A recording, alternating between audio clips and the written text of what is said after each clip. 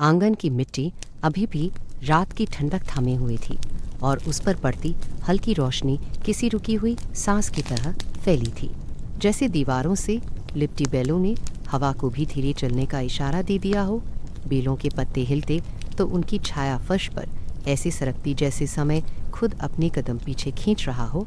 उसी फर्श के किनारे रखी पुरानी घड़ी की टिक टिक बाकी घरों की आवाज़ों से अलग थी, न तेज़ न धीमी, बस अपनी ही लय में, जैसे किसी बीते हुए पल को बार बार छू कर छोड़ रही हूँ।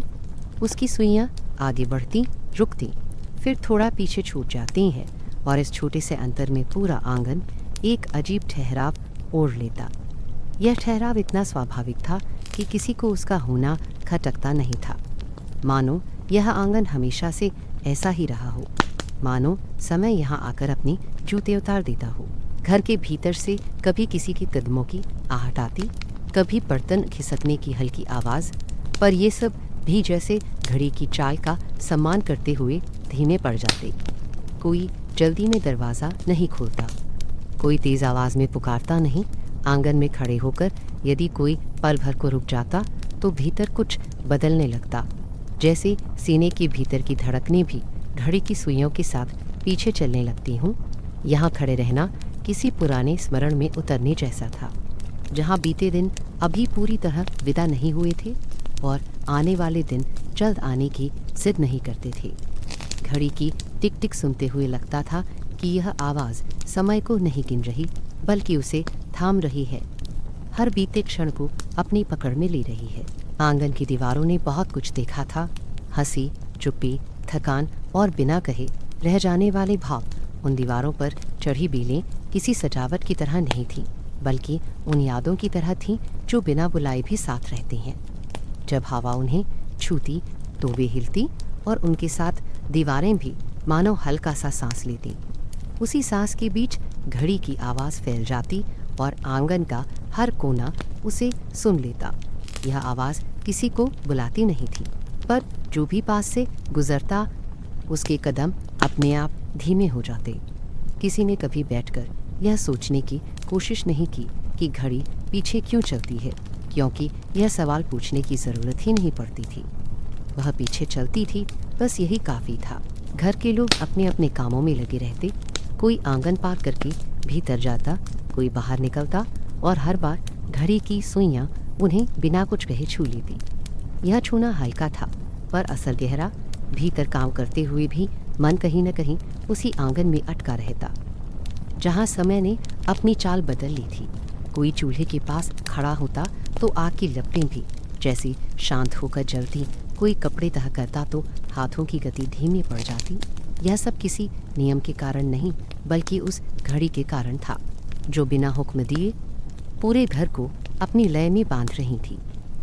कभी कभी जब आंगन में धूप थोड़ी तेज़ हो जाती, तब भी घड़ी की टिक टिक उसी तरह चलती रहती।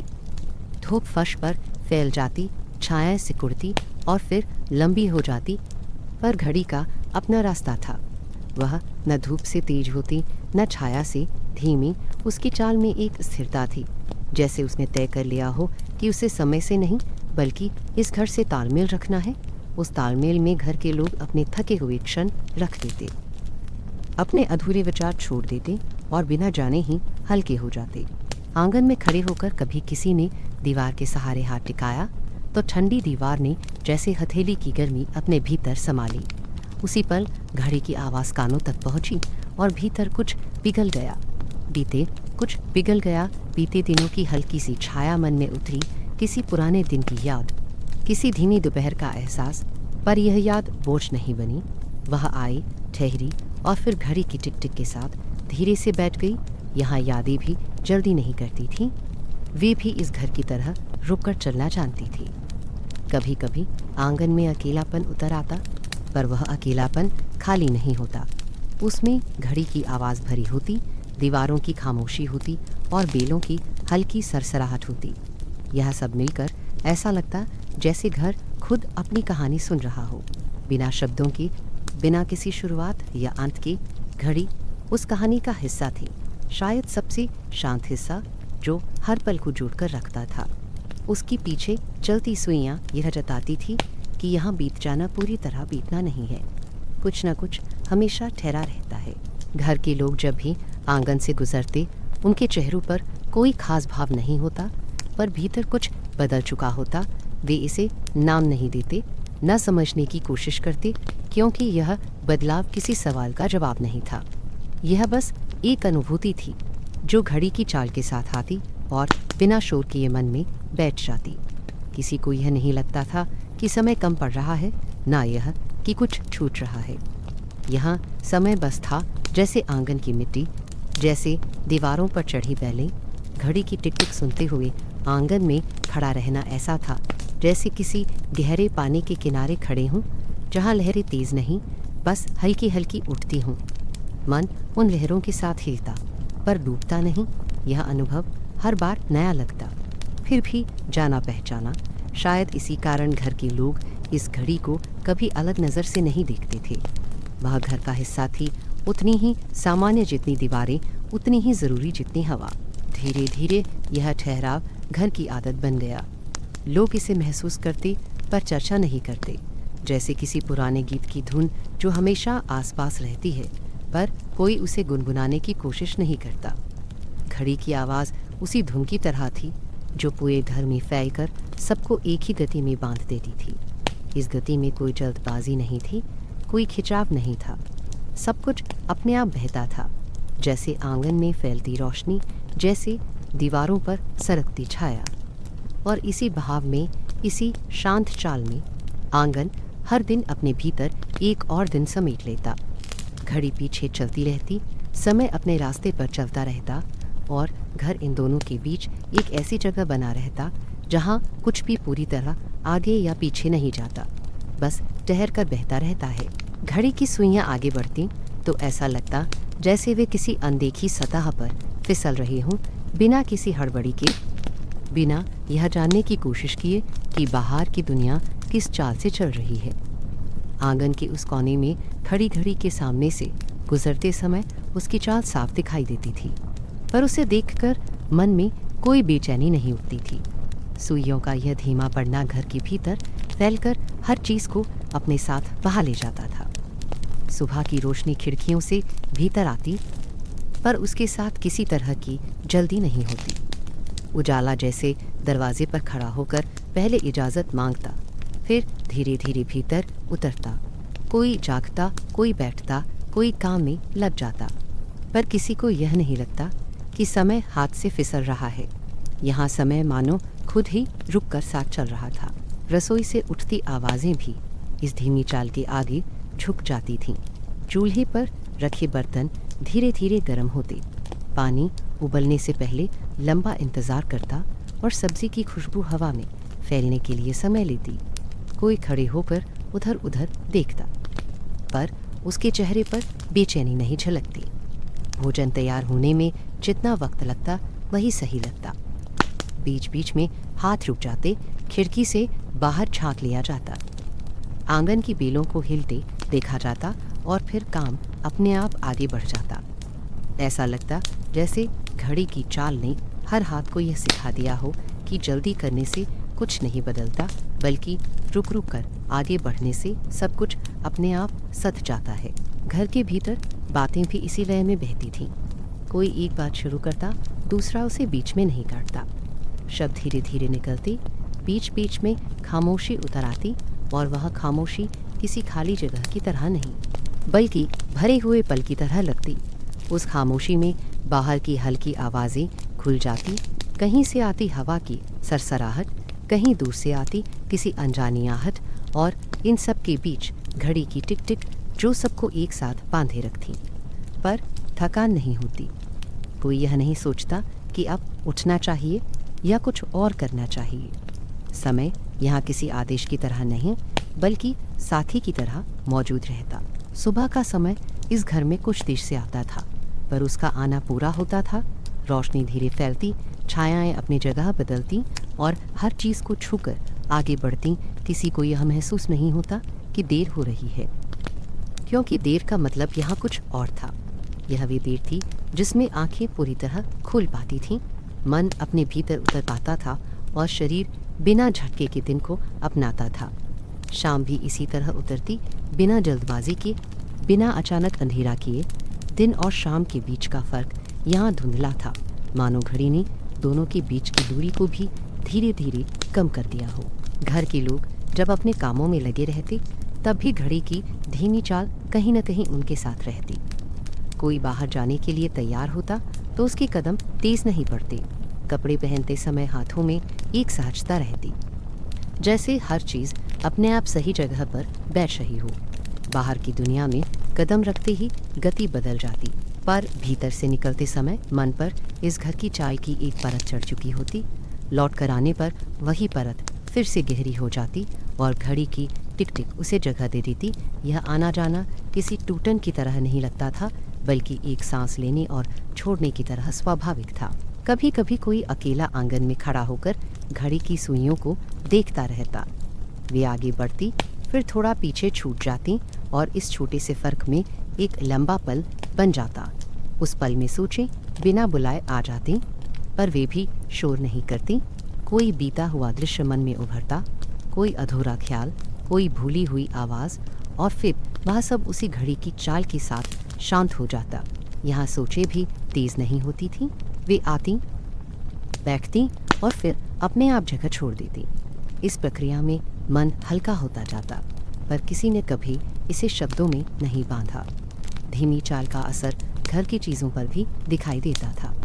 कुर्सियाँ जैसे बिना आवाज़ किए अपनी जगह पर रहती। दरवाजे खुलते तो उनकी चरमराहट भी मध्यम पड़ जाती।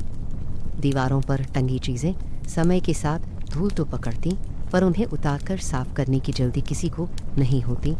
सब कुछ अपनी गति से रहता, जैसे हर वस्तु जानती हो कि यहाँ जल्दबाजी की कोई ज़रूरत नहीं। घड़ी इस सब के बीच खड़ी रहती, बिना किसी दावा किए, बिना किसी ध्यान की मांग किए, पर उसका असर हर कोने में महसूस होता। इस घर में रहने वालों के चेहरे पर भी यह चाल उतर आई थी। उनकी आंखों में कोई अधीरता नहीं थी, कोई बेचैन चमक नहीं थी। वे देखते तो पूरा देखते, सुनते तो पूरा सुनते। किसी की बात खत्म होने से पहले जवाब देने की आदत यहाँ नहीं पनपी थी। यह सब किसी ने सिखाया नहीं था, न किसी ने तय किया था। यह घड़ी की चाल के साथ धीरे धीरे घर में घुल गया था, जैसे पानी में रंग घुल जाता है। बिना शोर किए, बिना अलग दिखे, खामोशी यहाँ एक खालीपन नहीं थी, वह भी समय की तरह भरी हुई थी। जब कोई बोलता नहीं था, तब भी बहुत कुछ चल रहा होता था। आंगन में बैठी घड़ी की टिक टिक उस खामोशी को थामे रखती, उसे टूटने नहीं देती। ऐसा लगता जैसे खामोशी और आवाज़ के बीच एक संतुलन बना हुआ है और घड़ी उसकी धुरी है। इस संतुलन में रहने की आदत सबको पड़ चुकी थी।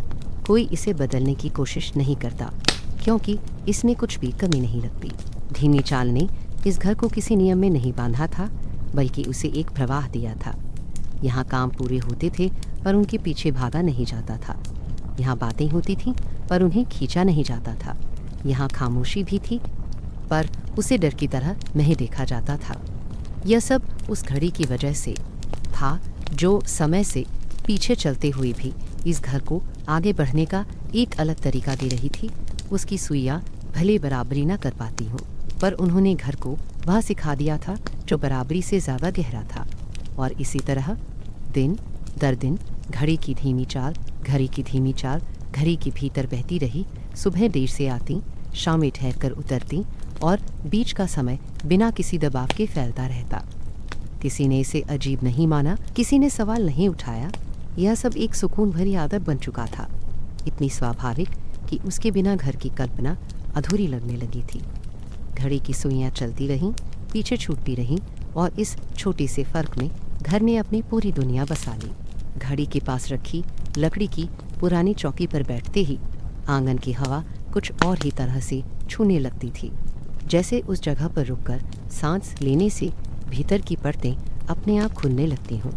बैलों की छाया धीरे धीरे फर्श पर खिसकती, और उसी के साथ मन भी कहीं पीछे सरकने लगता।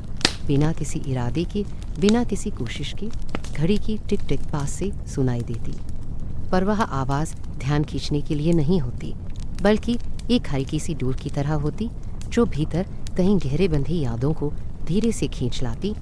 वहाँ बैठते ही कुछ ऐसा घटता जिसे शब्दों में बांधना मुश्किल था, पर उसका होना साफ महसूस होता, जैसे समय का कोई कोना खुल गया हो, जहां बीते हुए पल अब भी अपनी जगह पर रखे हों। कभी आंखें आंगन के बीचों बीच टिक जाती और सामने का दृश्य अचानक किसी पुराने दृश्य से मिल जाता। वहीं आंगन पर उसमें बच्चों की हंसी बिखरी हुई, मिट्टी पर दौड़ते नंगे पांव और दीवारों से टकराती गेंद की आवाज़। यह सब किसी स्मृति की तरह नहीं, बल्कि किसी हल्की परछाई की तरह उभरता, जो सामने की चीज़ों पर आकर बैठ जाती। वर्तमान का आंगन और बीता हुआ आंगन एक दूसरे में घुल जाते, पर कोई टकराव नहीं होता। घड़ी की सुइयां पीछे चलती और इस घुलाव को थामे रखती, जैसे कह रही हूँ कि अभी सब पूरी तरह गया नहीं है, अभी सब कुछ यहीं कहीं ठहरा हुआ है।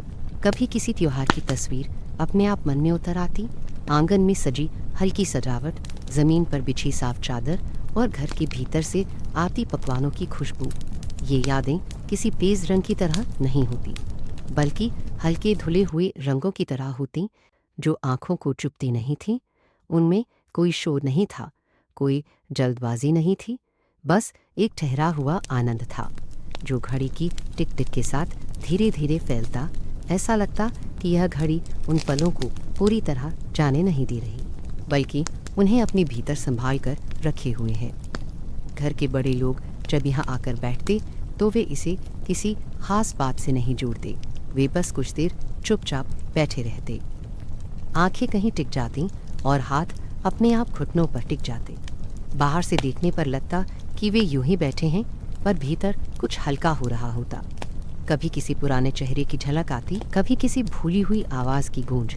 यह सब बिना बुलाए आता और बिना बोझ डाले चला जाता। कोई कोशिश नहीं करनी पड़ती, कोई याद खींचनी नहीं पड़ती। घड़ी की पीछे चलती सुइयां जैसे स्मृतियों को धीरे धीरे बाहर आने का रास्ता देती, पर उन्हें समय की मार से बचाए रखती। कभी किसी शांत दोपहर की याद आती, जब आंगन में धूप आधी ही उतरती और छाया आधी जगह घेर लेती।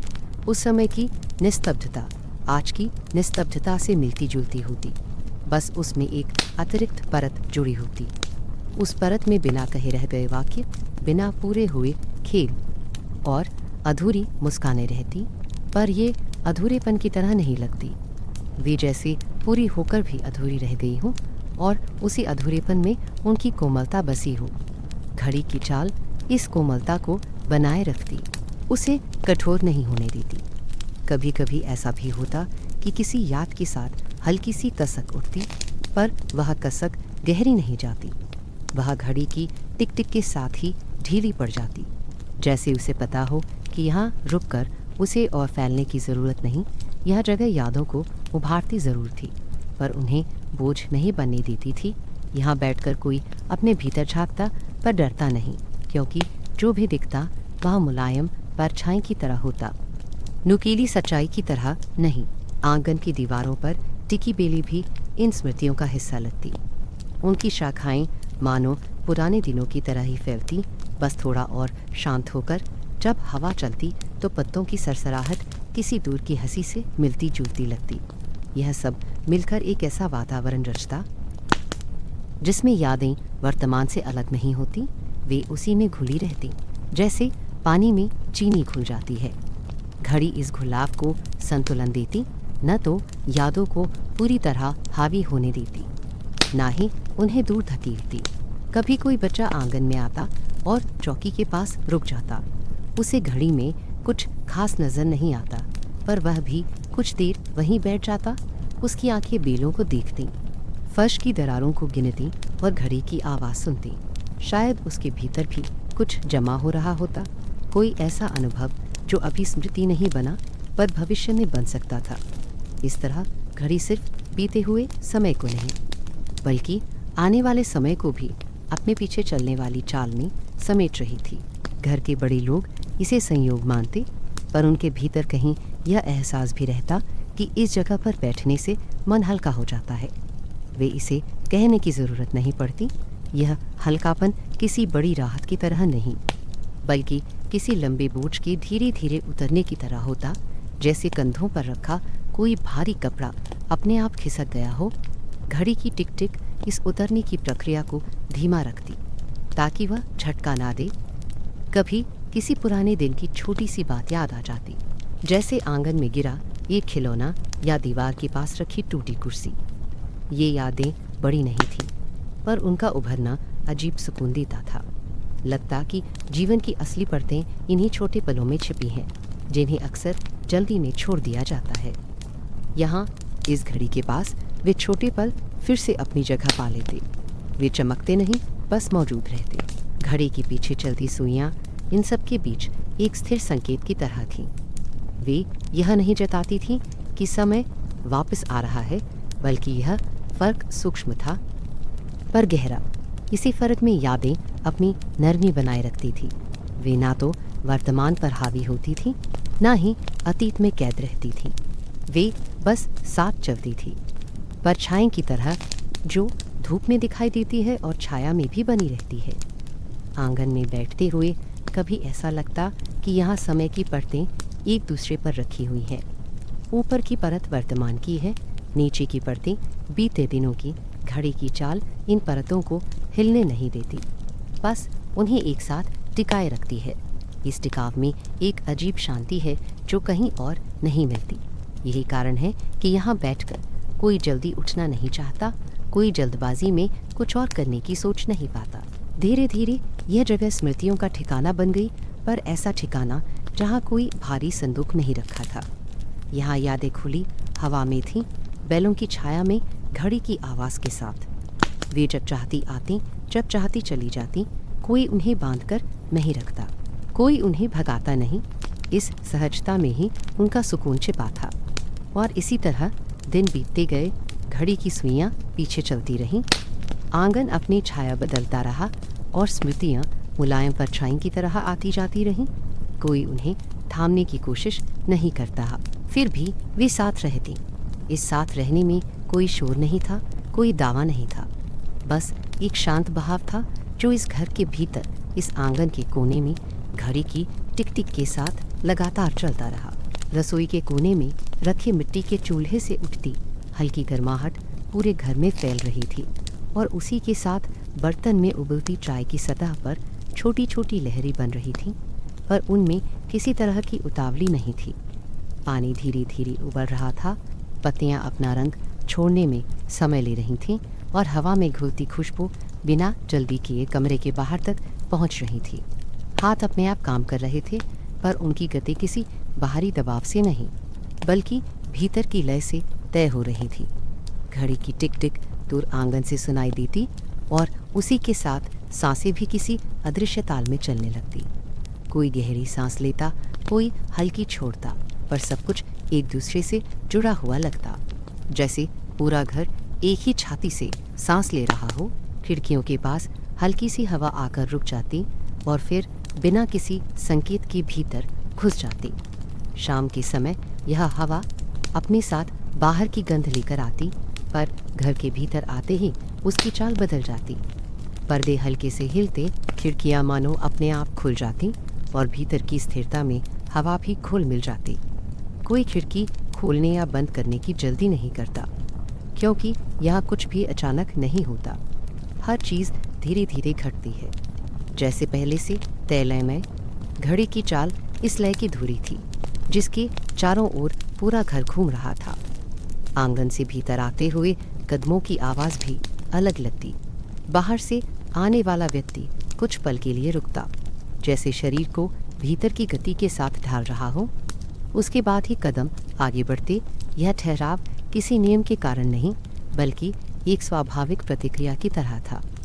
यहाँ आकर सांसें अपने आप गहरी हो जाती, कंधों का तनाव ढीला पड़ जाता, और आंखों की तेज़ी शांत हो जाती। घड़ी की टिक टिक इस बदलाव को बिना शब्दों के दिशा देती, जैसे किसी पुराने संगीत की ताल जो शरीर को अपने आप थिरकने पर मजबूर कर देती है। घर के भीतर अलग अलग कमरे होते हुए भी सब एक दूसरे से जुड़े लगते। किसी कमरे में बैठा व्यक्ति दूसरे कमरे की हल्की आवाज़ सुन लेता, पर वह आवाज़ कभी बाधा नहीं बनती। यह जुड़ाव किसी शोर से नहीं, बल्कि सांसों की समान गति से बनता। कोई किताब खोलकर बैठा हो तो पन्ने पलटने की आवाज़ भी उसी ताल में होती। कोई बरामदे में बैठा हो तो उसके हिलते हाथ भी उसी लय में चलते। घड़ी की धीमी चाल जैसे हर गतिविधि के नीचे एक अदृश्य धड़कन बन चुकी थी। कभी कभी लगता कि दीवारें भी सांस ले रही है। दिन भर की धूप जब उन पर पड़ती और फिर धीरे धीरे खिसक जाती तो दीवारों का रंग बदलता हुआ दिखता। यह बदलाव अचानक नहीं होता, बल्कि एक लंबी सांस की तरह होता, जिसमें शुरुआत और अंत का फर्क समझना मुश्किल हो जाता। इसी के साथ घर के भीतर का वातावरण भी बदलता, पर बिना किसी टूटन के। घड़ी की चाल इस परिवर्तन को इतना सहज बना देती कि कोई उसे अलग से पहचान नहीं पाता। बाहर की दुनिया की आवाज़ें कभी कभी भीतर तक पहुंच जाती।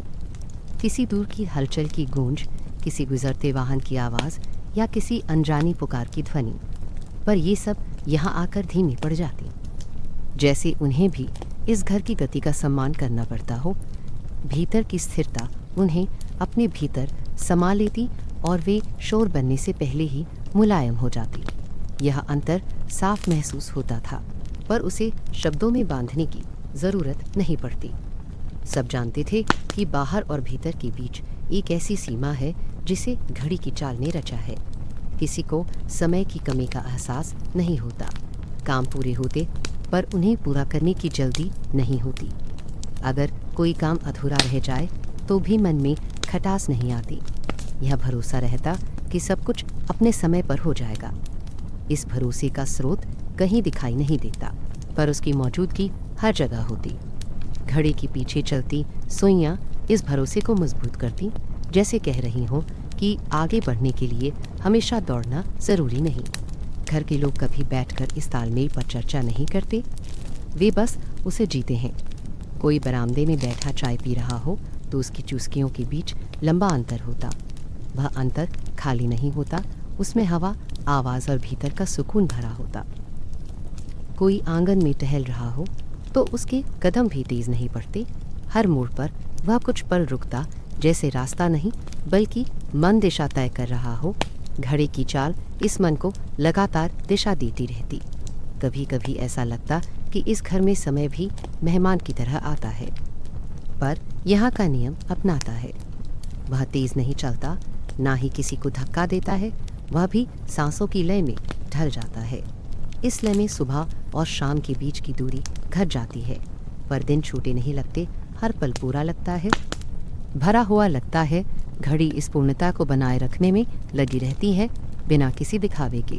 घर के कोनों में रखी चीज़ें भी इस तालमेल का हिस्सा बन चुकी थी। कुर्सी पर रखा कपड़ा अपने आप गिरता नहीं, दरवाजे बिना जोर के खुलते बंद होते, और फर्श पर गिरती धूप बिना हड़बड़ी के सरकती। सब कुछ जैसे जानता हो कि यहाँ जल्दबाजी की कोई जगह नहीं। यह ज्ञान किसी ने सिखाया नहीं, पर हर चीज़ ने उसे अपना लिया है। घड़ी की धीमी चाल ने इस ज्ञान को घर की हवा में घोल दिया है। कभी किसी के भीतर बेचैनी का एक छोटा सा बुलबुला उठता, पर वह जल्दी ही बैठ जाता, जैसे सांसों की लय उसे फैलने नहीं देती। इस घर में रहकर बेचैनी भी पूरी तरह पनप नहीं पाती। वह आती है पर ठहर नहीं पाती। घड़ी की टिक टिक उसे धीरे धीरे घोल देती है। इस प्रक्रिया में कोई संघर्ष नहीं होता, बस एक शांत स्वीकृति होती है। यह तालमेल केवल लोगों और चीज़ों के बीच नहीं था, बल्कि विचारों के बीच भी था। कोई सोच शुरू होती तो वह बिना टकराए आगे बढ़ती। दूसरी सोच उसके ऊपर चढ़ती नहीं, बल्कि उसके साथ चलती। इस तरह मन में भीड़ नहीं लगती है, अपनी गति मिलती है। घड़ी की चाल इस मानसिक जगह को भी संतुलित रखती है। शाम ढलते समय जब आंगन में रोशनी कम होने लगती, तब भी घर के भीतर कोई बदलाव अचानक नहीं होता। खिड़कियों से आती हवा ठंडी हो जाती, पर उसका असर धीरे धीरे महसूस होता। कोई हल्का कपड़ा ओढ़ लेता, कोई दिया जला देता, पर यह सब बिना किसी संकेत के होता। ऐसा लगता जैसे घर खुद ही जानता है कि अब क्या चाहिए। घड़ी की चाल इस जानने की प्रक्रिया को निरंतर बनाए रखती है। दिनों के साथ यह तालमेल और गहरा होता गया। यह केवल एक आदत नहीं रहा, बल्कि घर की पहचान बन गया। जो भी यहाँ कुछ समय बिताता, वह इस लय को अपने भीतर लेकर जाता। बाहर जाकर भी उसकी चाल कुछ देर तक धीमी रहती, फिर बाहर की दुनिया उसे अपने हिसाब से ढाल लेती। पर भीतर कहीं यह तालमेल जमा रहता। लौट कर आने पर वह फिर से उभर आता, जैसे कभी गया ही ना हो। इस घर में ठहराव और गति एक दूसरे के विरोधी नहीं थे। वे साथ साथ चलते थे, एक ही सांस के दो हिस्सों की तरह। कभी गति थोड़ी बढ़ती, कभी ठहराव गहरा होता, पर दोनों के बीच संतुलन बना रहता। घड़ी की धीमी चाल इस संतुलन की रक्षक थी। वह यह जताती नहीं थी कि क्या सही है और क्या नहीं, बस अपनी लय में चलती रहती थी। और इसी लय में, इसी सांसों के तालमेल में घर के हर कोने ने अपनी जगह पा ली थी। कोई भी कोना खाली नहीं लगता, कोई भी पल अधूरा नहीं लगता। घड़ी की टिक टिक इस पूरी व्यवस्था के भीतर एक हल्की सी धड़कन की तरह चलती रहती, जिसे सुनकर लगता कि सब कुछ ठीक है, सब कुछ अपनी जगह पर है और इस जगह पर समय भी मेहमान की तरह ठहर कर सांस ले रहा है। दरवाज़ा खोलते ही बाहर की हवा चेहरे से टकराती और उसके साथ ही गति भी भीतर घुसने की कोशिश करती। कदम अपने आप तेज पड़ जाते और आंखें दूर दूर तक फैल जाती, जैसे हर तरफ कुछ न कुछ पकड़ लेने की जल्दी हो। बाहर का रास्ता लंबा नहीं होता, पर उसमें समय खींचा हुआ लगता। आवाज़ें पास आकर भी दूर की तरह सुनाई देती और हर चीज़ आगे निकल जाने की होड़ में लगी दिखती। वहाँ रहते हुए सांसें ऊपर ऊपर चलती, कंधे थोड़ा सख्त हो जाते और भीतर कहीं एक हल्का सा दबाव जमा होने लगता। कोई इसे अलग से पहचान नहीं पाता, पर शरीर उसे चुपचाप जमा करता रहता, जैसे धूल कपड़ों पर जमती रहती है और चलने में महसूस नहीं होती। घर से कुछ दूर जाते ही यह दबाव बढ़ने लगता। रास्ते के मोड़ जल्दी बदलते, लोगों के चेहरे बिना ठहरे गुजर जाते और समय किसी अदृश्य हाथ से धकेला जा रहा हो ऐसा लगता। कोई कुछ कहता, कोई कुछ करता, पर सब कुछ एक दूसरे से आगे निकलने की कोशिश में होता। यहाँ ठहरने का मौका नहीं मिलता, बस आगे बढ़ना पड़ता है। कदम तेज होते जाते, पर मंजिल उतनी ही दूर लगती। इसी बीच कहीं भीतर यह एहसास पनपने लगता कि यह गति थका रही है, पर उसे रोकने का कोई उपाय नहीं दिखता। बाहर की दुनिया इसी तरह चलती है और उसमें शामिल होना अपने आप में एक बोझ जैसा लगता। काम निपटाकर लौटते समय यह थकान और साफ दिखाई देती। रास्ता वहीं होता है, पर कदमों में वह सहजता नहीं रहती। आंखें कुछ ढूंढती रहती हैं, पर पता नहीं क्या, जब घर का दरवाज़ा दूर से दिखाई देने लगता है, तब भी भीतर की गति तुरंत कम नहीं होती। शरीर अभी बाहर की चाल में ही फंसा रहता है, पर जैसे ही दरवाज़ा खुलता है और भीतर कदम पड़ता है, हवा का स्पर्श बदल जाता है। बाहर की हवा भीतर आकर रुक जाती है, जैसे उसने भी मान लिया हो कि अब उसे धीमा होना है। आंगन में कदम रखते ही घड़ी की टिक टिक सुनाई देती है और यह आवाज़ किसी संकेत की तरह नहीं, बल्कि किसी पुराने परिचित की तरह लगती है।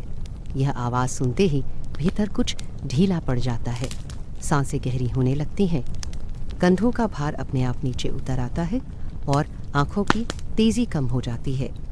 बाहर की जल्दबाजी जैसे इस आवाज़ से टकराकर पिघलने लगती है। यह पिघलना अचानक नहीं होता, बल्कि धीरे धीरे होता है, जैसे धूप में रखा मोम अपनी सख्ती छोड़ता है। घर के भीतर कदम बढ़ाते हुए बाहर की दुनिया की छाप पीछे छूटने लगती है। आंगन की मिट्टी, दीवारों की छाया और बेलों की सरसराहट मिलकर एक अलग ही वातावरण बना देती है।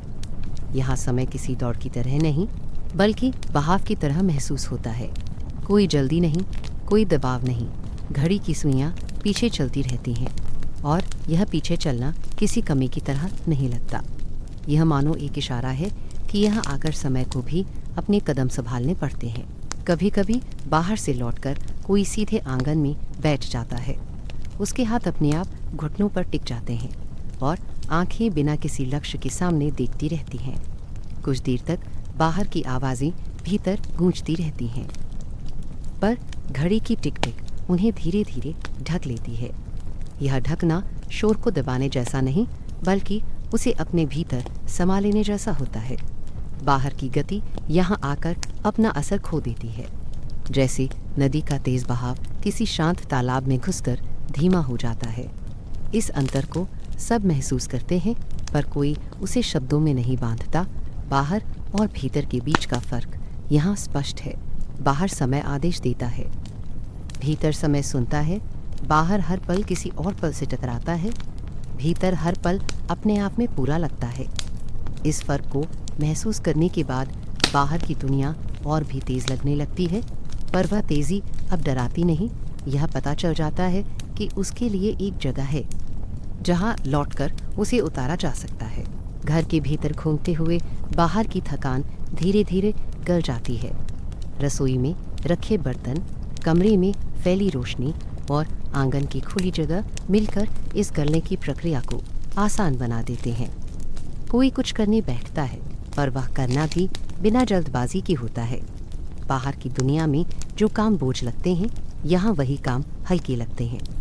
शायद इसलिए कि यहाँ समय किसी लक्ष्य की तरह नहीं, बल्कि साथ चलने वाले की तरह मौजूद रहता है।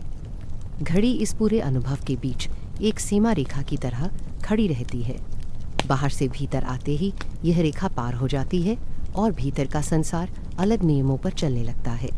यह रेखा दिखाई नहीं देती, पर उसका असर गहरा है। जैसे ही उसे पार किया जाता है, मन की चाल बदल जाती है। यह बदलाव इतना सहज होता है कि कोई इसे रोकने या बनाए रखने की कोशिश नहीं करता। यह अपने आप होता है, जैसे सांस लेना और छोड़ना। बाहर की दुनिया में समय को पकड़ने की कोशिश होती है, यहाँ समय को थामने की ज़रूरत नहीं पड़ती, वह खुद ही ठहर जाता है। घड़ी की टिक टिक इस ठहराव को बनाए रखती है। यह आवाज़ किसी चेतावनी की तरह नहीं, बल्कि किसी भरोसे की तरह सुनाई देती है। यह भरोसा कि यहाँ कुछ भी छूटेगा नहीं, यहाँ हर चीज़ अपनी जगह पालेगी। घर अब केवल दीवारों और छत का जोड़ नहीं रहा था, यह एक ऐसी जगह बन चुका था जहाँ लौटने का मतलब सिर्फ वापस आना नहीं, बल्कि खुद को वापस पाना था। बाहर की दुनिया में बिखरा हुआ मन यहाँ आकर अपने टुकड़े समेट लेता। यह समेटना किसी मेहनत से नहीं होता, बस यहाँ होने से हो जाता। घड़ी की चाल इस समेटने की प्रक्रिया को दिशा देती है। कभी बाहर से लौटकर कोई खिड़की के पास खड़ा हो जाता है। बाहर की हलचल दिखाई देती है, पर भीतर खड़े रहकर वह हलचल दूर लगती है। खिड़की एक और सीमा बन जाती है, जहाँ बाहर और भीतर एक दूसरे को देख सकते हैं, पर एक दूसरे में घुल नहीं सकते। घड़ी की आवाज़ इस दूरी को बनाए रखती है ताकि भीतर की शांति सुरक्षित रहे। यह शांति किसी एक दिन में नहीं बनी, यह धीरे धीरे लौटते और जाते हुए पनपी। हर बार बाहर की तेज़ी यहाँ आकर थोड़ी और पिघलती गई और भीतर की स्थिरता थोड़ी और गहरी होती गई। इस प्रक्रिया में घर ने अपना स्वरूप बदल लिया। वह केवल रहने की जगह नहीं, बल्कि ठहरने की जगह बन गया। कभी कभी बाहर जाने से पहले ही भीतर यह एहसास रहता कि लौटने पर सब ठीक हो जाएगा। यह एहसास बाहर की तेज़ी को थोड़ा सहने लायक बना देता। बाहर रहते हुए भी भीतर कहीं यह घर मौजूद रहता, जहाँ समय अपने चाल बदलता है। यह बिंदु किसी नक्शे पर नहीं दिखता, पर मन में साफ उभर आता है। लौटकर आने पर घड़ी की टिक टिक सुनते ही यह बिंदु फिर से सक्रिय हो जाता। बाहर की जल्दबाजी यहाँ आदर के साथ चलता है, जैसे वह जानता हो कि इस जगह पर उसे तेज होने की ज़रूरत नहीं। इस आदर में एक गहरी शांति छिपी है, जो दीवारों, आंगन और हवा के साथ मिलकर पूरे घर में फैल जाती है। और इसी तरह बाहर और भीतर के बीच यह संतुलन बना रहता है। बाहर की दुनिया तेज चलती रहती है, पर उसका असर यहाँ टिक नहीं पाता। घर अपनी लय में रहता है और घड़ी अपनी चाल में। इस चाल में लौटते हुए हर बार यह महसूस होता है कि यहाँ आकर समय भी थोड़ा झुक जाता है और मन उस झुकाव में अपने लिए जगह पा लेता है। आंगन की रोशनी धीरे धीरे सिकुड़कर दीवारों के पास सिमट गई थी और छायाएं लंबी होकर फर्श पर फैल गई थी, जैसे दिन के आखिरी रंग अपने कदम पीछे खींच रहे हों। उसी समय घड़ी की टिक टिक और साफ सुनाई देने लगी। उसकी आवाज़ में एक नई कोमलता उतर आई थी। दिन भर जिस टिक टिक को बस एक स्थिर धड़कन की तरह सुना गया था, वह अब किसी मुलायम बहाव में बदल गई थी। यह आवाज़ किसी दिशा का आदेश नहीं देती थी, बस भीतर की हलचल को थामे रखती थी। आंगन में खड़ी बेलें हवा के साथ हल्के से हिलती और उनकी सरसराहट घड़ी की चाल से मिलकर एक धीमी लय बना देती, जिसमें कोई तेज मोड़ नहीं था, कोई अचानक उछाल नहीं था। घर के भीतर कमरों में फैलती शांति अलग तरह की थी। दिन की गतिविधियों से जो हल्की थकान जमा हुई थी, वह बिना पूछे ढीली पड़ने लगी। खिड़की से आती ठंडी हवा कमरे के कोनों में घूमती और पर्दों को हल्का सा छूकर आगे बढ़ जाती। बस एक साफ सादगी थी जो भीतर की परतों को धीरे धीरे समतल कर देती। घड़ी की टिक टिक इस हवा के साथ मिलकर ऐसे बहती जैसे किसी पुरानी गीत की धीमी धुन, जो सुनी तो जाती है पर ध्यान खींचने के लिए जोर नहीं लगाती। कमरे के भीतर रखी चीज़ें भी इस समय अलग लगती। मेज़ पर रखा दिया अपनी लौ को स्थिर रखता, बिना कांपे, बिना डगमगाए। दीवारों पर टंगी तस्वीरें अपने रंगों को और गहरा कर लेती, जैसे इस धुंधले प्रकाश में उन्हें ज़्यादा बोलने की ज़रूरत ना हो।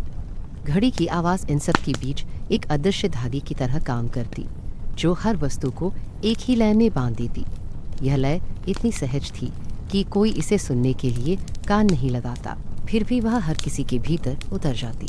आंगन के पास से गुजरते हुए कदम अपने आप धीमे पड़ जाते। कोई दरवाज़ा बंद करता तो वह आवाज़ भी भारी नहीं लगती, बल्कि घड़ी की चाल में घुलकर हल्की हो जाती।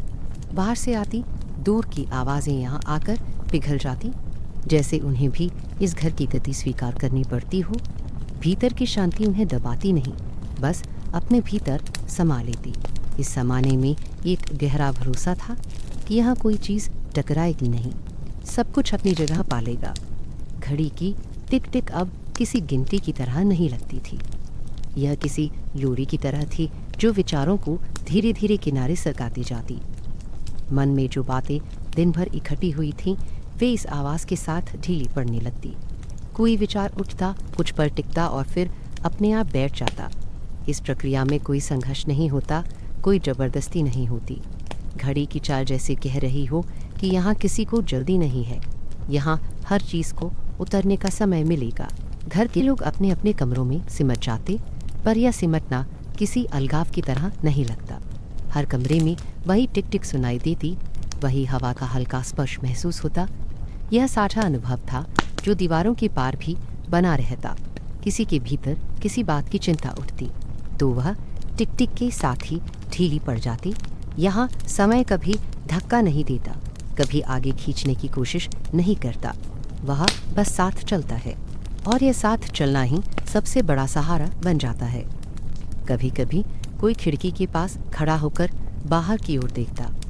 बाहर की जगहें अब उतनी साफ नहीं दिखती, पर भीतर खड़े रहकर वहाँ धुंधलापन परेशान नहीं करता। उल्टे वह भीतर की स्पष्टता को और गहरा कर देता।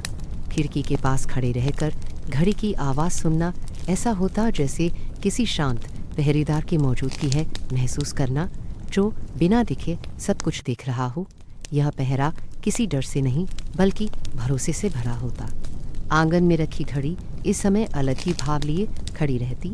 उसकी सुइयाँ अब भी पीछे चलती, पर इस पीछे चलने में कोई कमी नहीं लगती। उल्टे यह पीछे चलना एक सुरक्षा की तरह लगता, जैसे समय को ज़रा थाम कर रखा गया हो। इस थामे हुए समय में घर के भीतर हर चीज़ को अपनी जगह मिल जाती।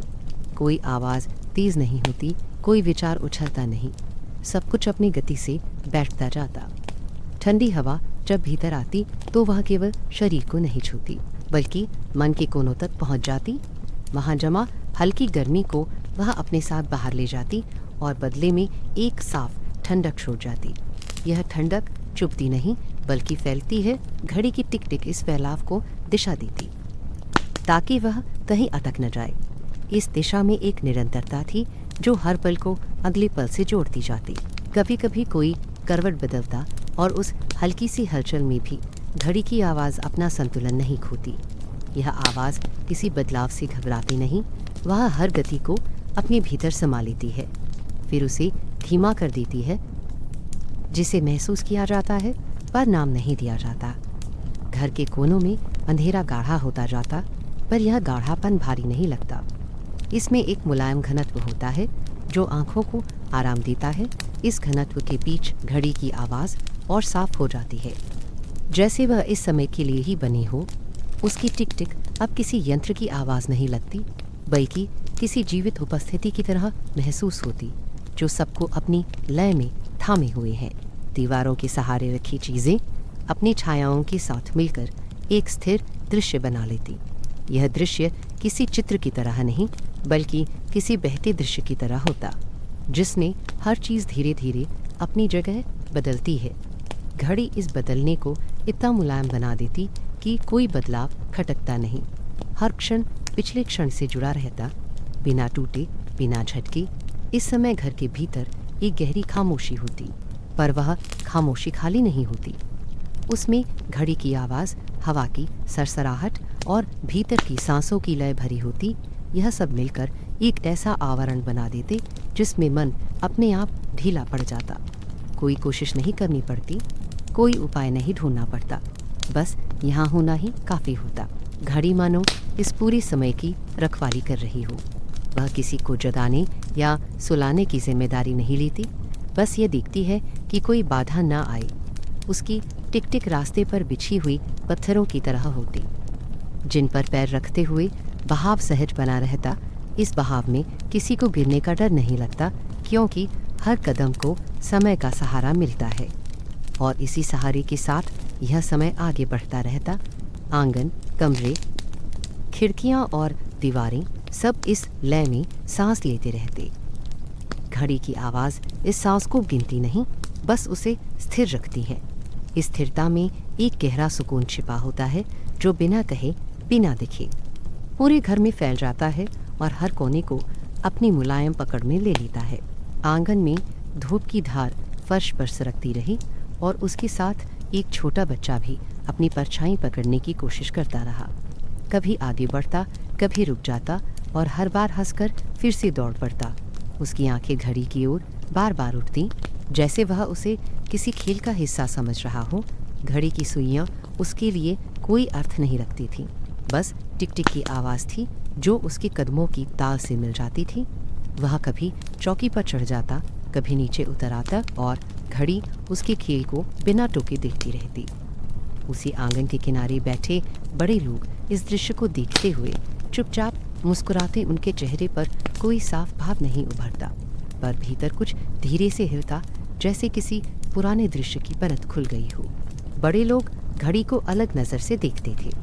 उनके लिए वह कोई खिलौना नहीं थी, बल्कि समय के साथ जमा हुआ एक अनुभव थी। वे जब उसके पास बैठते तो हाथ अपने आप घुटनों पर टिक जाते और पीठ थोड़ी सी ढीली पड़ जाती। उनकी आंखों में वह चमक नहीं होती जो किसी नई चीज़ को देख कर आती है, बल्कि वह स्थिरता होती जो बहुत कुछ देख लेने के बाद आती है। बच्चे घड़ी की टिक टिक को गिनने की कोशिश करते, कभी उसे तेज समझते, कभी धीमा, पर बड़े लोग जानते थे कि यह चाल किसी गिनती के लिए नहीं है। यह चाल बस चलने के लिए है और चलती हुई सबको अपने साथ जोड़ लेती है। समय बीतता गया और आंगन में खेलने वाले बच्चों की जगह नए बच्चे आने लगे। पुराने बच्चे अब बरामदे में बैठकर बातें करने लगे। उनके स्वर पहले से धीमे हो गए और उनके हाव भाव में एक ठहराव उतर आया। वे जब घड़ी की ओर देखते तो उसे पहचानते हुए देखते, जैसे किसी पुराने परिचित को दूर से देख लिया हो। घड़ी उनके लिए भी वही थी, पर अब उसकी टिक टिक में उन्हें कुछ और सुनाई देता। उसमें उन्हें अपने बचपन की हंसी नहीं, बल्कि वह धैर्य सुनाई देता जो धीरे धीरे भीतर बैठ गया था। घर के भीतर पीढ़ियां बदलती रहीं, पर घड़ी अपनी जगह से नहीं हिली। उसके आसपास रखी चीज़ें बदलती रहीं, कभी चौकी बदली, कभी दीवार पर टंगी तस्वीरें हैं, पर घड़ी वहीं खड़ी रही। बच्चे उसके नीचे से गुजरते, कभी उसे छूने की कोशिश करते तो कभी उसके पास से भागते हुए निकल जाते। बड़े लोग उसे छूते नहीं, बस उसकी आवाज़ को अपने भीतर उतरने देते। इस छूने और न छूने के बीच ही पीढ़ियों का फ़र्क दिखाई देता, पर इस फ़र्क में कोई दूरी नहीं थी। सब उसी घड़ी के नीचे, उसी आंगन में एक दूसरे से जुड़े हुए थे। कभी कोई बुजुर्ग आंगन में बैठकर चुपचाप बेलों को देखता रहता। उसकी आंखों में समय की कई परतें जमी होती। घड़ी की टिक टिक सुनते हुए उसे लगता कि ये परतें एक दूसरे पर ठीक से बैठी हुई हैं। बिना खिसके, बिना टकराए, वह अपने भीतर किसी पुराने चेहरे को देखता, किसी बीती बात को याद करता।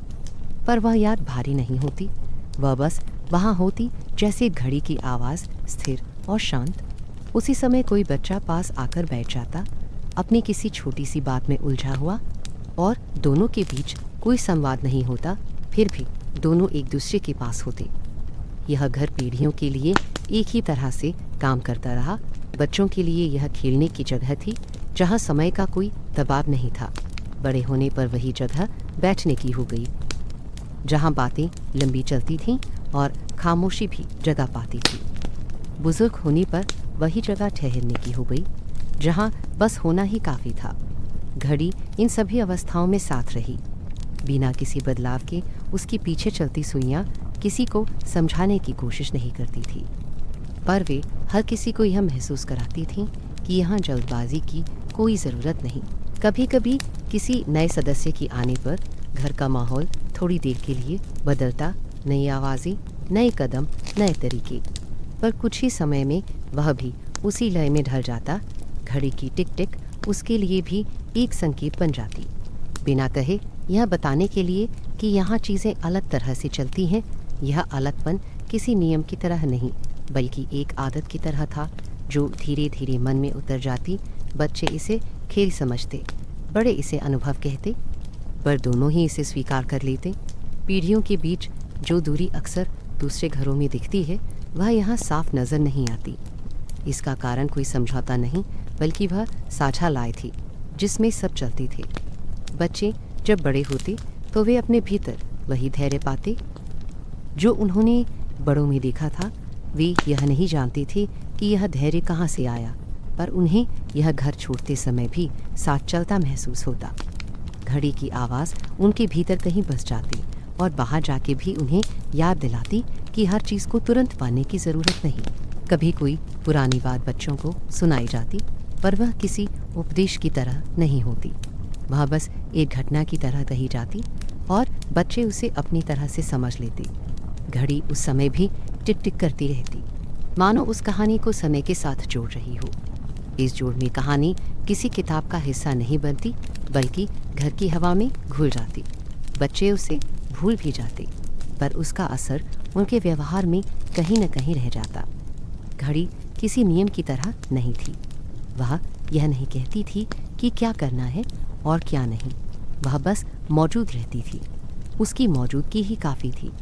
लोग उसके पास बैठकर कोई निर्णय नहीं लेते, कोई योजना नहीं बनाते, पर उसके पास बैठने के बाद चीज़ें अपने आप साफ लगने लगती। यह साफपन किसी निष्कर्ष का नहीं, बल्कि एक स्वीकार का होता। इस स्वीकार में पीढ़ियों के बीच की खाई भरती जाती। समय के साथ घर में कुछ लोग चले गए, कुछ नए आए। पुराने चेहरों की जगह नई आंखें दिखाई देने लगीं, पर आंगन वही रहा, बेलें वही रहीं और घड़ी वही रही। नए लोग जब पहली बार उसकी टिक टिक सुनते तो उन्हें वह बस एक आवाज़ लगती। धीरे धीरे वह आवाज़ उनके लिए भी कुछ और बन जाती। यह बदलना किसी समझाने से नहीं होता, बस रहने से होता। बड़े लोग जब बच्चों को देखते तो उन्हें अपने भीतर एक हल्की सी तसल्ली महसूस होती। उन्हें लगता कि यह घर बच्चों को कुछ ऐसा दे रहा है जिसे वे शब्दों में नहीं दे पाए। यह कोई शिक्षा नहीं थी, कोई सिखाया हुआ गुण नहीं था। यह बस वह धैर्य था जो यहाँ रहने से अपने आप आ जाता है। घड़ी इस धैर्य की प्रतीक नहीं थी, बल्कि उसका साथी थी। वह भी उसी तरह पीछे चलती थी जैसे धैर्य समय के पीछे चलता है, आगे नहीं। कभी किसी बच्चे ने पूछा कि घड़ी सही समय क्यों नहीं दिखाती। बड़े ने जवाब में कुछ नहीं कहा, बस मुस्कुराया और बात बदल दी। उस बच्चे को जवाब नहीं मिला, पर उसे इसकी ज़रूरत भी नहीं पड़ी। वह बड़ा होकर खुद समझ गया, बिना किसी शब्द की। घड़ी ने उसे यह समझ अपने तरीके से दी, अपनी धीमी चाल से। पीढ़ियाँ बदलती रहीं और हर पीढ़ी अपने साथ कुछ नया लेकर आई। नए सपने, नए सवाल, नई चिंताएं, पर घड़ी के सामने बैठते ही ये सब थोड़ी देर के लिए थम जाते। यह थमना किसी समाधान की तरह नहीं, बल्कि एक विराम की तरह होता। इस विराम में सब कुछ अपने आप ठीक होने लगता, बिना किसी कोशिश के। घड़ी की पीछे चलती सुइयाँ यह याद दिलाती रहीं कि जड़ें हमेशा बीते समय से जुड़ी होती है। यह याद किसी बोझ की तरह नहीं, बल्कि सहारे की तरह होती। लोग जानते थे कि वे अकेले नहीं हैं। उनके पीछे बहुत कुछ खड़ा है, बहुत कुछ ठहरा हुआ है। इस ठहराव में उन्हें आगे बढ़ने की ताकत मिलती। और इसी तरह आंगन में खेलते बच्चों से लेकर चुपचाप बैठे बड़ों तक सब एक ही धागे में बंधे रहे। वह धागा दिखाई नहीं देता, पर उसकी मौजूदगी हर किसी को महसूस होती। घड़ी उस धागे की तरह थी जो सबको जोड़कर रखती है, बिना खींचे, बिना कासावट के। पीढ़ियां बदलती रहीं, चेहरे बदलती रहे, पर उस टिक टिक के साथ एक निरंतरता बनी रही जो इस घर को सिर्फ रहने की जगह नहीं, बल्कि समय के साथ चलने वाली एक जीवित स्मृति बना गई। आंगन के बीच रखी घड़ी के पास कोई खड़ा होकर उसे ध्यान से देखता रहता, उसकी सुइयों की चाल को, उसके हल्के से कंपन को। पर कभी कोई यह नहीं पूछता कि वह पीछे क्यों चलती है या सही समय क्यों नहीं बताती। प्रश्न मन में उठते भी तो बिना आकार लिए ही बैठ जाते, जैसे उन्हें पता हो कि यहाँ उनका ठहरना ज़रूरी नहीं। घड़ी की टिक टिक बिना किसी जवाब की चलती रहती और उसी निरंतरता में उसका संदेश धीरे धीरे भीतर उतरता रहता। यह संदेश किसी वाक्य की तरह नहीं था, बल्कि एक अनुभव की तरह था जो रोज़मर्रा की गतिविधियों के बीच अपने आप आकार लेता चला जाता। घर के लोग पहले की तरह अपने काम करते रहते, पर उनके करने का ढंग बदलता गया। कोई काम अधूरा रह जाता तो भीतर कोई खटास नहीं उठती। पहले जहाँ मन तुरंत अगले काम की ओर भागता था, वहाँ अब एक छोटा सा ठहराव आ जाता। यह ठहराव किसी मजबूरी से नहीं, बल्कि एक सहज स्वीकार से आता, जैसे भीतर कहीं यह बात बैठ गई हो कि सब कुछ एक साथ पूरा होना ज़रूरी नहीं। घड़ी इस स्वीकार को बिना शब्दों के मजबूत करती रहती। बस अपनी चाल से कभी कोई आंगन में बैठा हुआ बेलों को देखता रहता और बिना जाने ही काफ़ी देर बीत जाती। पहले ऐसा होता तो मन में यह विचार आता कि समय निकल रहा है, पर अब ऐसा विचार उभरता भी तो घड़ी की टिक टिक उसे नरम कर देती। समय निकल रहा है, यह भाव धीरे धीरे बदलकर समय बह रहा है जैसा कुछ बन जाता। इस बदलाव को कोई समझाने वाला नहीं था, कोई बताने वाला नहीं था। यह बदलाव बस हुआ जैसे मौसम बदलता है। घर के भीतर बातचीत में भी यह मौन संदेश झलकने लगा। कोई बात अधूरी रह जाती तो उसे तुरंत पूरा करने की जिद नहीं रहती। कुछ बातें बिना कहे भी पूरी लगने लगी। खामोशी अब असहज नहीं लगती थी, वह भी बातचीत का हिस्सा बन गई थी। घड़ी की आवाज़ उस खामोशी को सहारा देती ताकि वह भारी ना हो जाए। इस सहारे में लोग अपने मन की परतों को बिना डर के छूने लगे। कभी कभी कोई पुरानी याद अचानक उभर आती। पहले वह याद मन को पीछे खींचती थी, अब वह बस सामने आकर बैठ जाती। उसे पकड़ने की कोशिश नहीं होती, ना ही उससे बचने की। वह आती, थोड़ी देर ठहरती और फिर अपने आप ढीली पड़ जाती। घड़ी की चाल इस प्रक्रिया को सहज बना देती। ऐसा लगता कि घड़ी यह बताना चाहती हो कि हर याद को पकड़ कर रखने की ज़रूरत नहीं, कुछ यादें खुद ही अपना काम कर जाती हैं। इस मौन संदेश का असर बच्चों पर भी दिखने लगा। वे खेलते हुए अचानक रुक जाते, किसी पत्ते को उठाकर देखने लगते या अपनी परछाई के साथ कुछ देर खड़े रहते। उन्हें कोई यह नहीं सिखाता था कि रुकना भी ठीक है, पर वे अपने आप रुकना सीख रहे थे। घड़ी उनके लिए कोई उपदेश नहीं थी, बस एक उपस्थिति थी जो उन्हें यह भरोसा देती थी कि रुकने से खेल खत्म नहीं होता। बड़े लोग जब इस बदलाव को देखते तो भीतर एक हल्की तसल्ली महसूस करते। उन्हें लगता कि इस घर में कुछ ऐसा है जो शब्दों से नहीं सिखाया जा सकता। यह कोई नियम नहीं था जिसे दोहराया जाए, बल्कि एक एहसास था जिसे जिया जाए। घड़ी इस एहसास की वाहक थी, पर उसने कभी खुद को आगे नहीं रखा। वह बस वही रही, टिक टिक करती हुई, और यही उसका सबसे गहरा संदेश था। जीवन को देखने का ढंग धीरे धीरे बदलने लगा। पहले जहाँ आगे बढ़ना ही मुख्य लक्ष्य लगता था, वहाँ अब पीछे देखना भी स्वाभाविक हो गया। पीछे देखने में कोई पछतावा नहीं था, बस एक समझ थी, समझ कि जो बीत गया वह पूरी तरह गया नहीं है, वह कहीं न कहीं भीतर बैठा है और उसे महसूस करना भी ज़रूरी है। घड़ी के पीछे चलती सुइयां इस समझ को और गहरा करती, बिना यह कहे कि क्या सही है और क्या गलत। तभी कोई बाहर जाने की तैयारी करता और अचानक रुककर कुछ देर आंगन में खड़ा हो जाता। यह रुकना किसी भूल की वजह से नहीं होता, बल्कि एक अनजानी ज़रूरत से होता, जैसे भीतर कुछ कह रहा हो कि जाने से पहले थोड़ी देर यहाँ ठहर लो। घड़ी की आवाज़ उस ज़रूरत को पहचान लेती और उसे सहारा देती। इस सहारे में बाहर की दुनिया का दबाव थोड़ा हल्का हो जाता। घर के लोग अब हर पल को पकड़ने की कोशिश नहीं करते।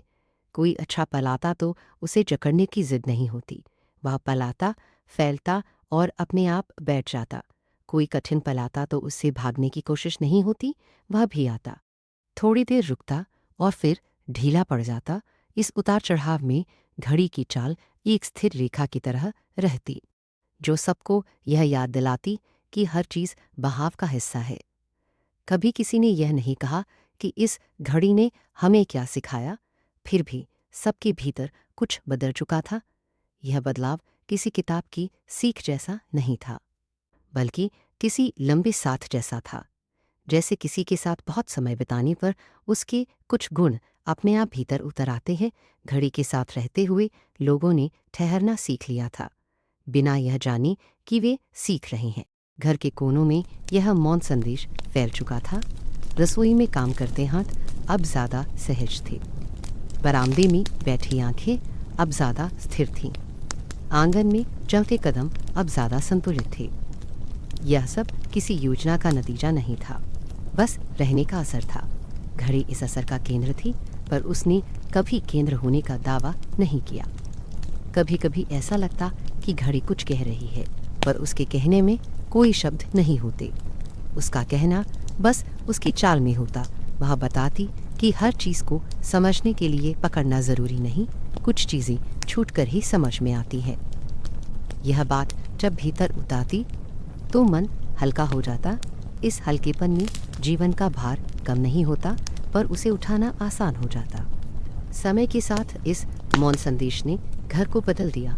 यह बदलाव बाहर से देखने पर शायद दिखाई ना दे, पर भीतर हर किसी को महसूस होता। घर अब सिर्फ रहने की जगह नहीं था, बल्कि एक ऐसी जगह बन चुका था जहाँ ठहरने का अर्थ मिल गया था। घड़ी इस अर्थ की व्याख्या नहीं करती थी, बस उसे जीती रहती थी। पीछे देखना, ठहरना और महसूस करना अब अलग अलग क्रियाएं नहीं रहीं। कोई पीछे देखता तो वह ठहर जाता, कोई ठहरता तो वह महसूस करने लगता। यह पूरा बहाव घड़ी की टिक टिक के साथ चलता रहता। इस बहाव में जीवन किसी सीधी रेखा की तरह नहीं, बल्कि एक गहरे वृत्त की तरह महसूस होने लगा। और इसी तरह बिना किसी सवाल की, बिना किसी उत्तर की, घड़ी अपना मौन संदेश देती रही। वह संदेश शब्दों में नहीं बंधा, पर दिलों में उतर गया। यह संदेश ही इस घर की सबसे गहरी समझ बन गया, जो न कही गई न लिखी गई, पर हर सांस के साथ जिया गया। आंगन में रखी घड़ी के पास खड़ा होकर किसी ने उसकी सुइयों को ध्यान से देखा, जैसे पहली बार देख रहा हो, और उंगलियां अनजाने में उसकी ठंडी धातु के किनारे को छू कर लौट आईं। भीतर कहीं एक विचार उठा कि इसे ठीक कर देना चाहिए, समय के साथ बराबर कर देना चाहिए, ताकि यह पीछे न रहे। यह विचार पूरा होने से पहले ही धीमा पड़ गया, जैसे किसी ने उसे भीतर ही थाम लिया हो। हाथ जो अभी तक घड़ी की ओर बढ़ा था, वह रुक गया और हवा में ही ठहर गया। टिक टिक उसी तरह चलती रही, बिना किसी प्रतिक्रिया की, पर उसी निरपेक्षता में एक गहरा संकेत छिपा था, जिसे कोई शब्द नहीं चाहिए थे। घड़ी को ठीक करने की बात किसी बैठक की तरह नहीं हुई, बस यूं ही एक हल्की सी सोच की तरह आई और फैल गई। कुछ देर के लिए आंगन में खामोशी और गहरी हो गई, जैसे सब कुछ इस सोच को सुन रहा हो। पेड़ों की छाया फर्श पर हिलती रही। हवा ने पत्तों को छुआ और घड़ी की चाल में कोई बदलाव नहीं आया।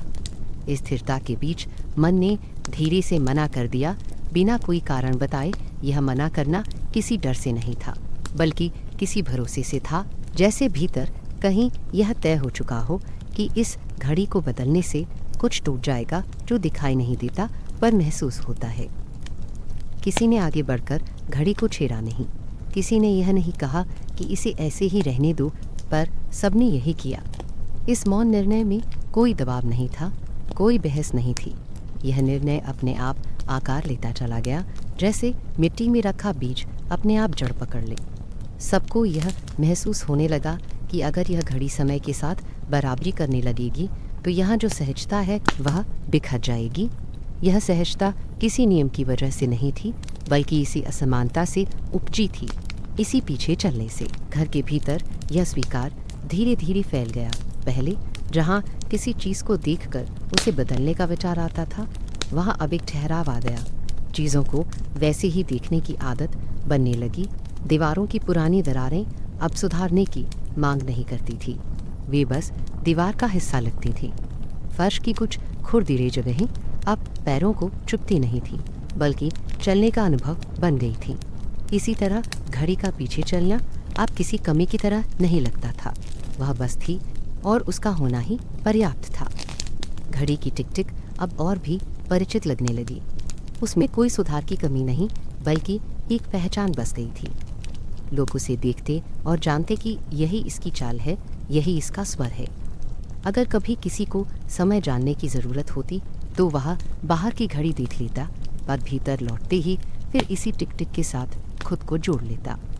यह दो अलग अलग समय नहीं थे, बल्कि दो अलग अलग गति थी, और दोनों का अपना अपना स्थान था। इस विकार के साथ घर के भीतर एक नई सहजता आ गई। चीज़ों को बदलने की जल्दी कम हो गई। अगर कुछ टूट भी जाता तो पहले यह देखा जाता कि क्या वह वाकई बदलने लायक है, या वैसे ही रहने में भी कोई अर्थ है। इस देखने में एक धैर्य था जो पहले नहीं था। घड़ी ने यह धैर्य किसी उपदेश की तरह नहीं दिया, बस अपनी चाल से दिया। वह पीछे चलती रही और सबको यह सिखाती रही कि पीछे चलना भी एक तरह से चलना ही है। कभी कभी कोई बाहर से लौटकर आंगन में बैठता और घड़ी की ओर देखता। पहले उसकी निगाह सुइयों पर टिकती, फिर धीरे धीरे हट जाती।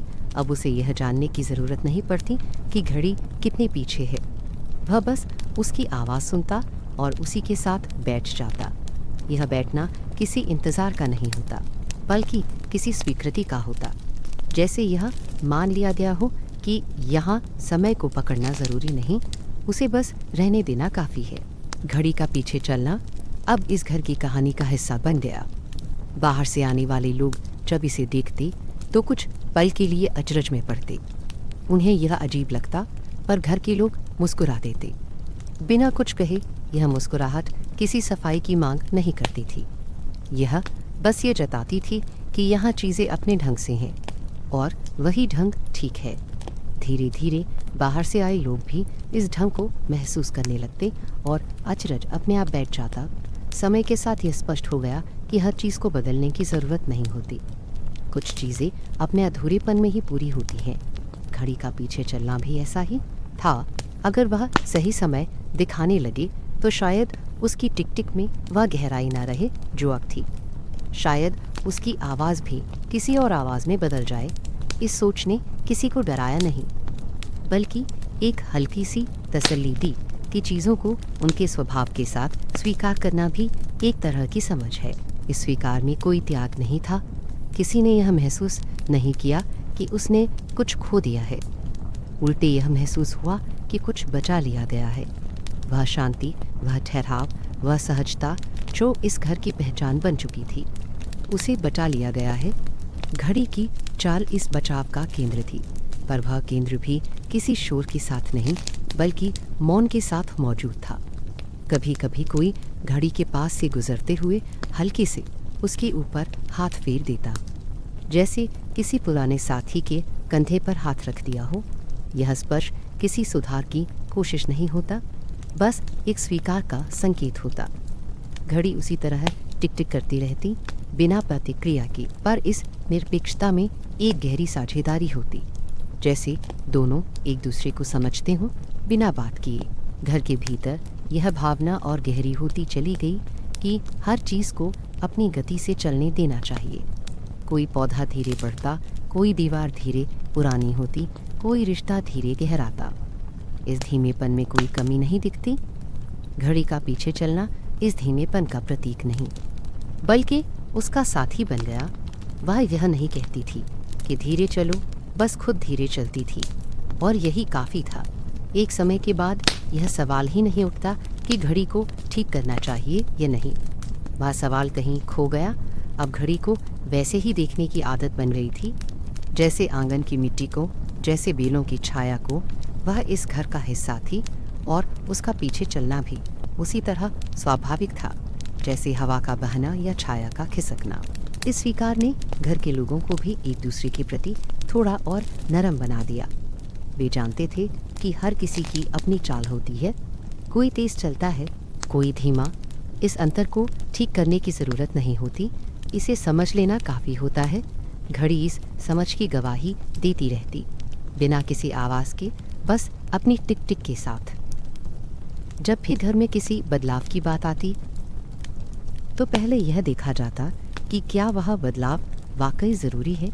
कई बार जवाब नहीं में आता, और वह नहीं भी किसी कठोरता से नहीं बल्कि सहजता से आता। यह सहजता समय के साथ आई थी और इसका बीज इसी घड़ी ने बोया था। पीछे चलती सुइयों ने यह दिखा दिया था कि समय का साथ चलना ही सब कुछ नहीं, कभी कभी उससे थोड़ा पीछे रहना भी ठीक है। घड़ी अब इस घर की पहचान बन चुकी थी।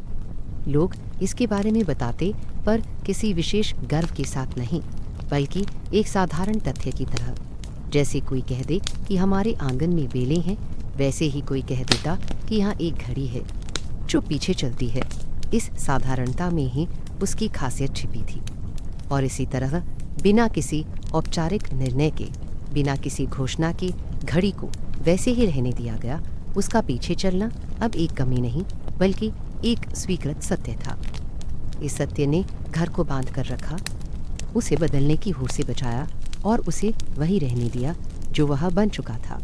घड़ी की टिक टिक इस सत्य की धड़कन बन गई, जो हर पल यह याद दिलाती रही कि कुछ चीज़ें जैसी हैं वैसी ही पूरी होती हैं और उन्हें बदलने की ज़रूरत नहीं होती। आंगन में धूप उसी तरह उतरती रही जैसे हमेशा उतरती थी, बेलों की पत्तियों से छनकर फर्श पर बिखरती हुई, और उन पत्तियों की छायाएं धीरे धीरे सरकती रहीं। बिना किसी जल्दबाजी के दीवारों पर समय की हल्की परतें जम गई थी। रंग थोड़ा फीका पड़ गया था, पर उसमें कोई थकान नहीं थी। वही दीवारें अब भी हवा की ठंडक को अपने भीतर समेट लेती और दिन की गर्मी को देर तक थामे रखती।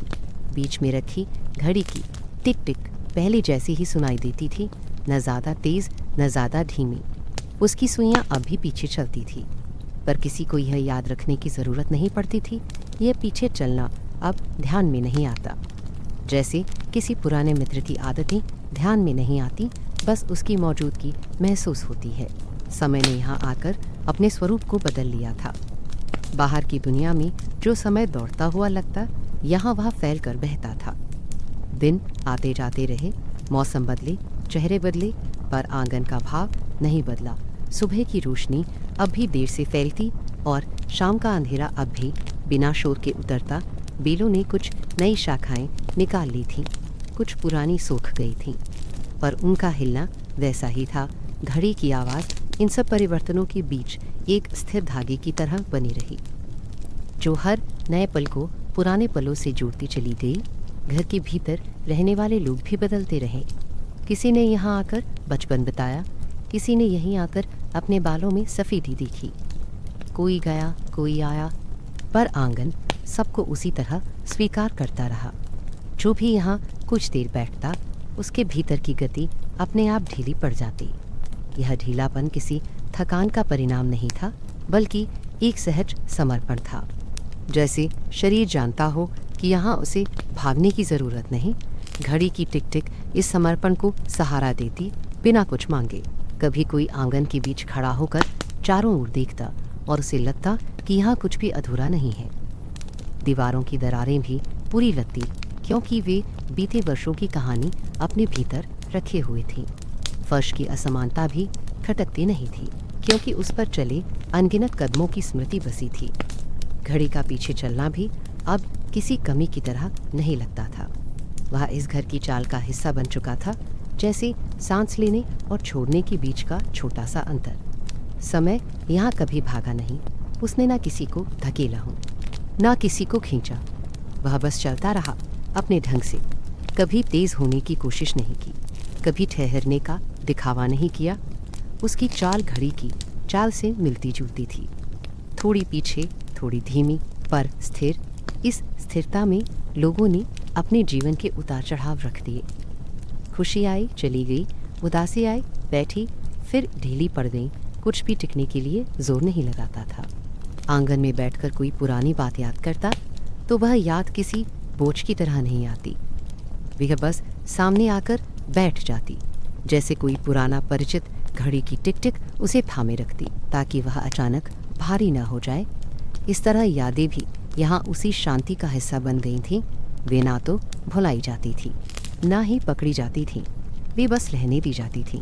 बेलों के नीचे कभी कोई चुपचाप बैठा रहता और पत्तों के बीच से आती रोशनी को देखता।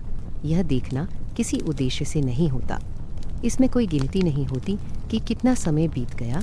समय यहाँ गिनती से बाहर हो चुका। घड़ी की सुइयां भले ही समय बताने के लिए बनी हो, पर यहाँ वे सिर्फ चलने के लिए चलती थी। उनका पीछे चलना इस बात का संकेत था कि यहाँ आगे बढ़ने का मतलब हमेशा तेज होना नहीं होता। घर के भीतर की शांति धीरे धीरे हर चीज़ में बस गई थी। दरवाज़ों की आवाज़ नरम हो गई थी, कदमों की आहट भारी नहीं लगती थी, बातचीत में खामोशी के लिए जगह बन गई थी। यह सब किसी प्रयास का नतीजा नहीं था। उसी तरह जैसी दीवारों पर चढ़ी बेलें समय के साथ फैलती हैं। घड़ी की टिक टिक अब किसी को सुनाई देने के लिए नहीं बजती थी। वह बस थी और उसका होना ही काफ़ी था। कभी कभी लगता कि अगर यह आवाज़ अचानक ना हो तो कुछ कमी महसूस होगी, पर किसी ने यह कल्पना करने की कोशिश नहीं की, क्योंकि यहाँ कल्पनाएं भी धीरे चलती थीं। वे किसी डर या आशंका को जन्म नहीं देती थीं। आंगन अब केवल एक जगह नहीं रहा था, वह एक अनुभव बन चुका था। जो भी यहाँ कुछ समय बिताता उसके भीतर एक हल्की स्थिरता बैठ जाती। बाहर जाकर वह स्थिरता कभी कभी धुंधली पड़ जाती, पर पूरी तरह मिटती नहीं। लौटकर आने पर वह फिर से उभर आती, जैसे पहले से यही मौजूद हो। वर्षों के बाद भी जब कोई इस घर की बात करता तो वह किसी बड़ी घटना का जिक्र नहीं करता। वह बस कह देता कि वह समय अलग तरह से चलता है। इस अलग तरह के चलने में कोई रहस्य नहीं था, कोई चमत्कार नहीं था, बस एक स्वीकृति थी जो धीरे धीरे सबके भीतर उतर गई थी। स्वीकृति की हर चीज़ को बदलने की ज़रूरत नहीं, हर पल को दौड़ने की ज़रूरत नहीं। घड़ी की सुइयां पीछे चलती रहीं, पर उन्होंने घर को कभी पीछे नहीं रोका। उल्टे उन्होंने आगे बढ़ने का एक अलग रास्ता दिखाया, जिसमें हड़बड़ी नहीं थी। इस रास्ते पर चलना आसान था, क्योंकि इसमें गिरने का डर नहीं था। यहाँ गिरना भी ठहराव का ही हिस्सा लगता। बस उस पर पड़े कदमों की संख्या बढ़ गई थी। दीवारों पर छायाएं अब भी वैसी ही खेलती थीं, बस देखने वाली आंखें बदल गई थी। घड़ी अब भी वही थी, बस उसे देखने का नजरिया बदल गया था। इस बदलाव में कोई घोषणा नहीं हुई, कोई मोड़ नहीं आया। यह सब धीरे धीरे हुआ, उसी गति से जिस गति से घड़ी चलती थी। और इसी धीमी दुनिया में जहाँ बेलें, दीवारें और घड़ी एक साथ सांस लेते थे, एक समझ किसी निष्कर्ष की तरह नहीं आई, बल्कि किसी ठहराव की तरह आई। यह समझ कि इस घर में समय से ज्यादा महत्व शांति का था। इस शांति में कुछ भी अधूरा नहीं लगता था। हर चीज़ अपने आप में पूरी लगती थी, भले ही वह पीछे चल रही हो। आंगन में खड़े होकर जब कोई चारों ओर देखता तो उसे लगता कि यहाँ कुछ भी साबित करने की ज़रूरत नहीं, यहाँ बस होना ही काफ़ी है। घड़ी की टिक टिक इस होने की गवाही देती रहती, बिना किसी शब्द के। और इसी गवाही के साथ, इसी ठहराव के भीतर यह कहानी धीरे धीरे अपनी पूर्णता में स्थिर हो गई, बिना किसी अंत की घोषणा के, बिना किसी विराम चिन्ह के, बस एक शांत बहाव की तरह जो चलता रहा और चलता ही रहा।